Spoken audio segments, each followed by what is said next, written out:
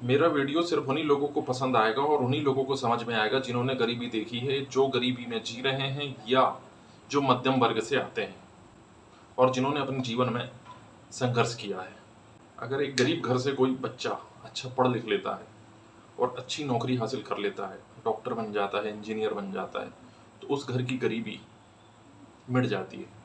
बहुत से माता पिता का सपना होता है कि उनका बेटा बड़ा होकर के डॉक्टर बने और बहुत से बच्चे भी बड़े होकर के डॉक्टर बनना चाहते हैं। डॉक्टरी की पढ़ाई के लिए एक परीक्षा आयोजित होती है जिसको नीट कहते हैं, यूजी नीट। 5 मई को नीट परीक्षा आयोजित की जाती है जिसमें 24 लाख से ज्यादा छात्र छात्राएं हिस्सा लेते हैं।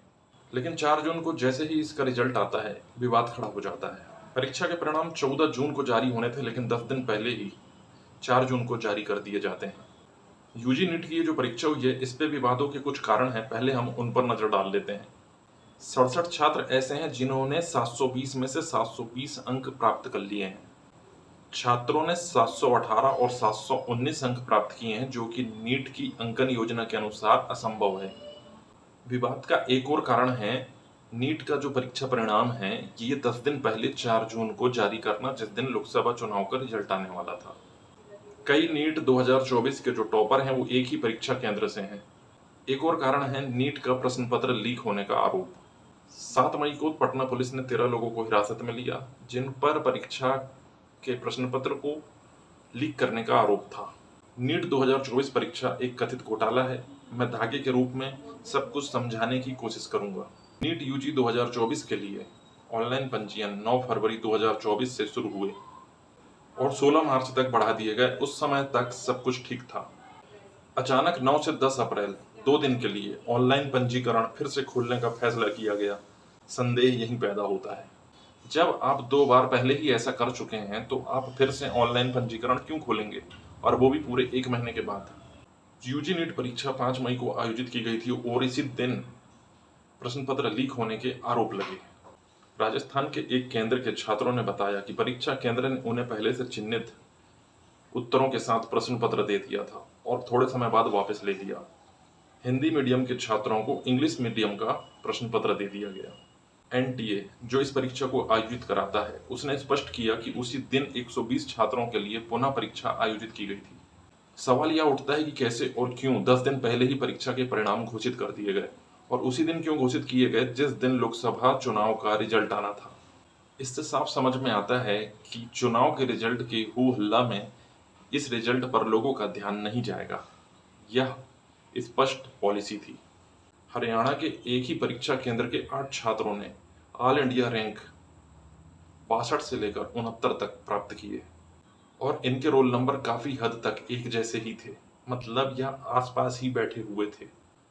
कैसे 67 छात्रों ने 720 में से 720 अंक प्राप्त कर लिए, यह भी सवाल उठता है। 2 उम्मीदवारों ने क्रमशः ऑल इंडिया रैंक 68 और 69 के साथ साथ 718 और 719 अंक हासिल किए, जो कि इस अंकन योजना के अनुसार लगभग असंभव है। अब आपको बताते हैं कि इसके उत्तर में एनटीए ने क्या कहा। एनटीए ने इस मामले में प्रतिक्रिया देते हुए यह कहा कि जो बच्चों का समय बर्बाद हुआ था उसको ध्यान में रखते हुए नॉर्मलाइजेशन के तहत उनको बढ़ा करके अंक दे दिए गए हैं, जिसके कारण कुछ छात्र छात्राओं को 718 और 719 अंक प्राप्त हुए हैं। एनटीए ने पहले के जो आरोप इस पे लगे थे कि पेपर लीक हुआ है, उस पर भी स्पष्टीकरण दिया और इस तथ्य से साफ इनकार कर दिया कि पेपर लीक हुआ है।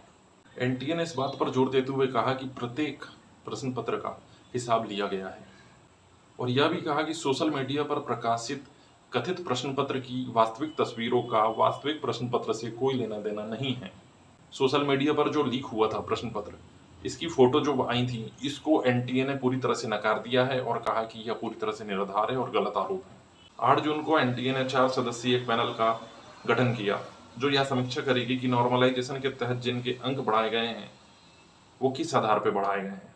लोग साल साल भर तैयारियां करते हैं, पढ़ाई करते हैं और पढ़ाई करने के बाद इस तरह से ये जो कुछ भी होता है, पेपर लीक होते हैं, फर्जीवाड़ा होता है, नंबर बढ़ा दिए जाते हैं, इससे जो योग्य लड़के हैं वो पीछे रह जाते हैं और अयोग्य मुन्ना भाई जैसे लोग बहुत आगे आ जाते हैं और फिर यही लोग आपका और हमारा इलाज करते हैं और हम लोगों को भगवान के पास पहुंचा देते हैं। बहुत से छात्र जो इसमें मेहनत करने के बाद सफल नहीं होते, ऐसे छात्र छात्राएं बहुत सी आत्महत्या कर लेते हैं।